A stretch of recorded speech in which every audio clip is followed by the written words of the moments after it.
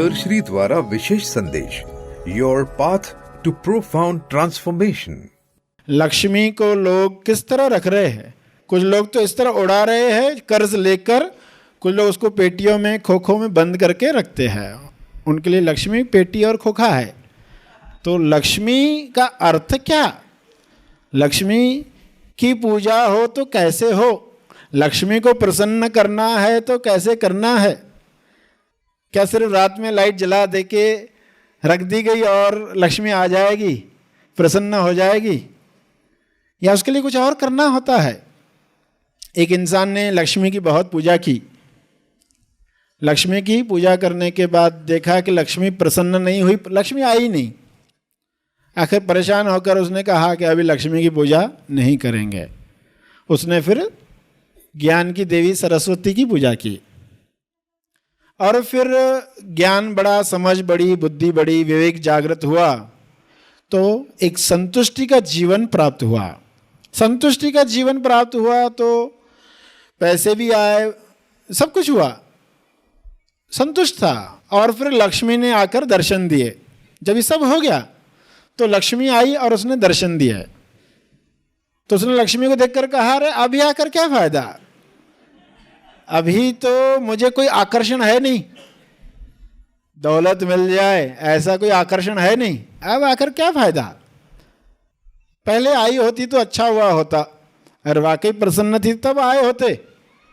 तो लक्ष्मी ने क्या कहा? लक्ष्मी ने कहा कि मैं तुम्हारी पूजा से बहुत खुश थी, तुम जब मेरी आराधना करते थे, अर्चना करते थे तो मैं बहुत खुश थी, पर तुम्हारे पास नहीं आई तुम्हारी वजह से, तुम्हारे पास नहीं आई तुम्हारी वजह से कि तुम्हारे अंदर जो गुण थे, तुम्हारे अंदर जो संभावना थी, उसको खोलने के लिए आज जो जीवन तुम प्राप्त कर चुके हो, जो संतुष्टि तुमने प्राप्त की है, वो तुम्हें कभी नहीं मिलती। अगर उस वक्त आई होती तो ये तुम्हें कभी नहीं मिलती।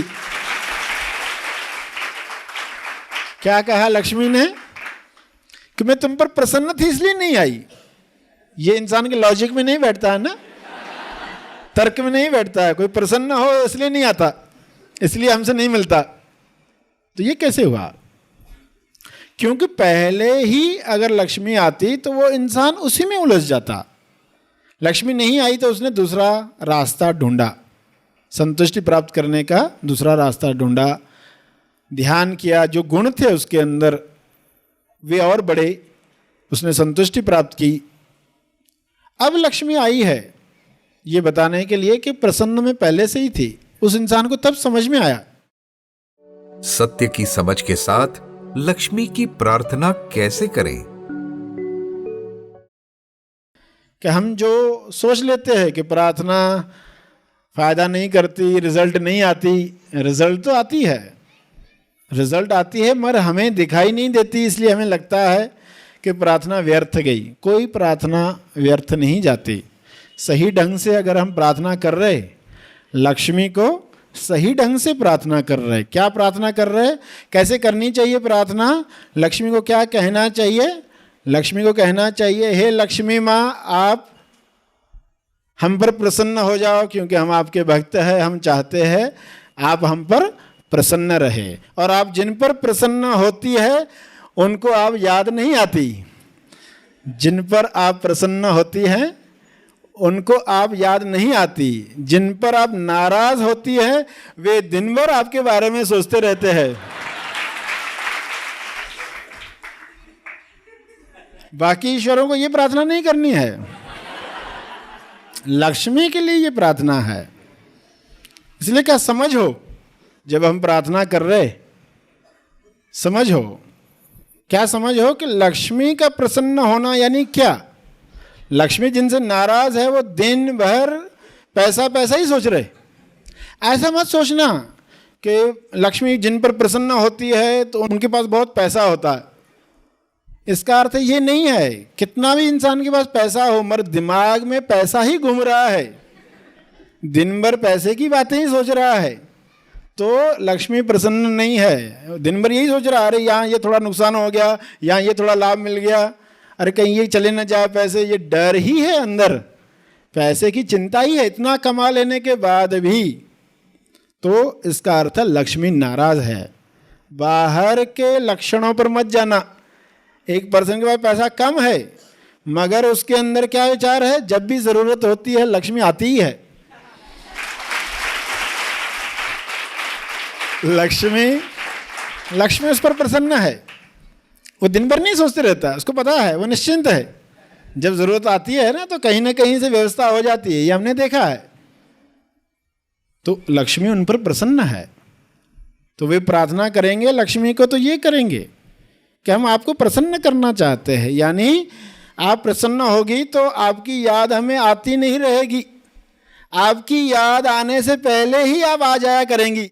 याद आ रही है ये दिन भर, यानी कि अप्रसन्न है। ध्यान पूरा धन में ही लगा हुआ है अगर,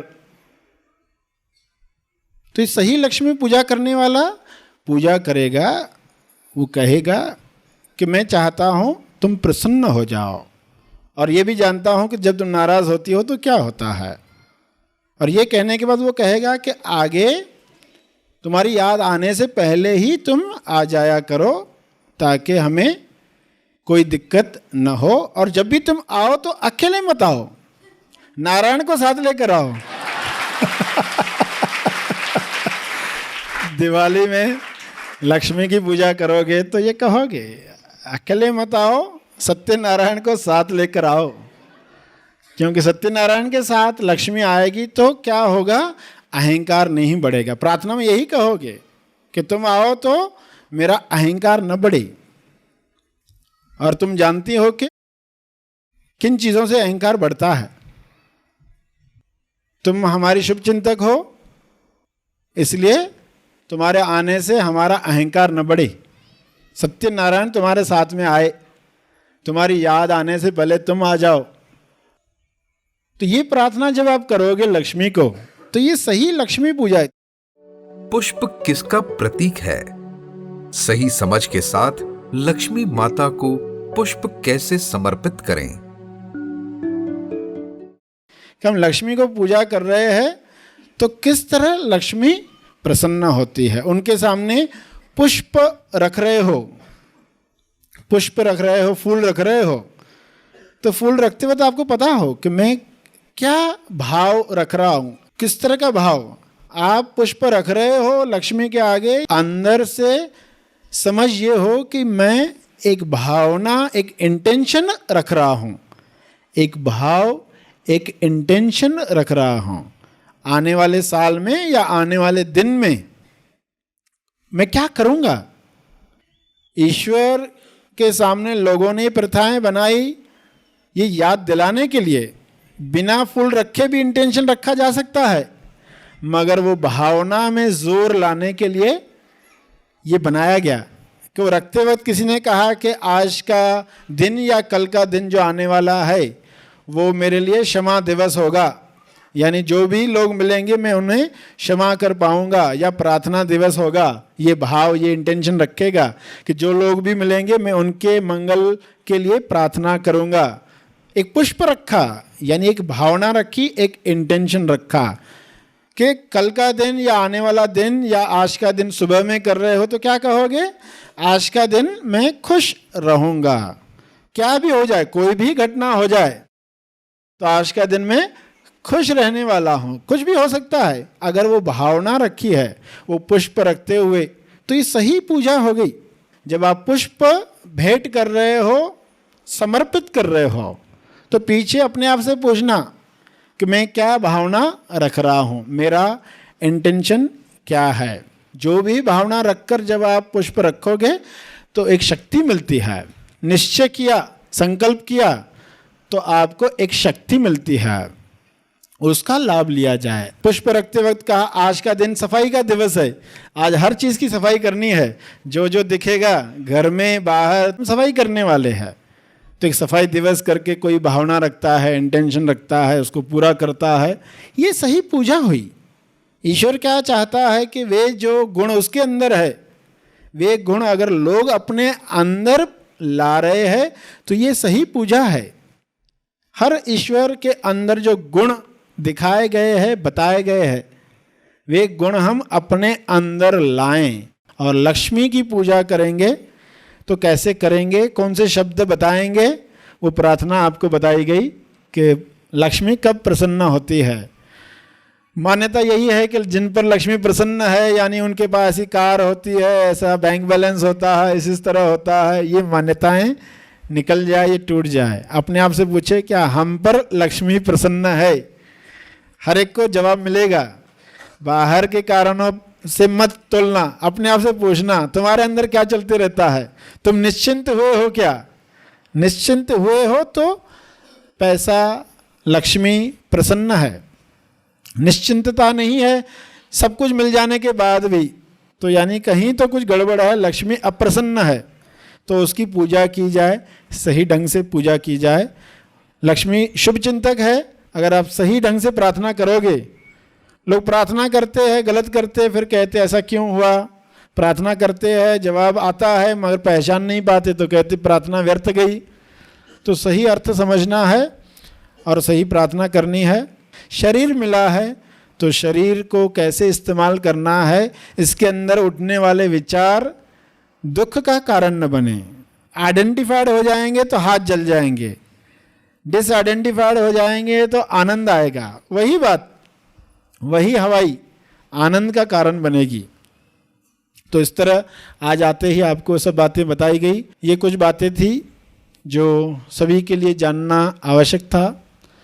सेवा का जो मौका दिया उसके लिए आप सबका बहुत बहुत धन्यवाद। Happy thoughts. तेज ज्ञान फाउंडेशन आपके लिए लाया है एक अनमोल उपहार, हैप्पी थॉट्स मोबाइल ऐप। इस ऐप में अपने आप को विकसित करने के लिए विविध प्रोग्राम्स तथा मार्गदर्शक सामग्री उपलब्ध कराई गई है। तो आइए ज्यादा समय न गवाते हुए हैप्पी थॉट्स मोबाइल ऐप को आज ही डाउनलोड करें। तुरंत डाउनलोड करने के लिए दी गई लिंक पर क्लिक करें। अधिक जानकारी के लिए संपर्क करें।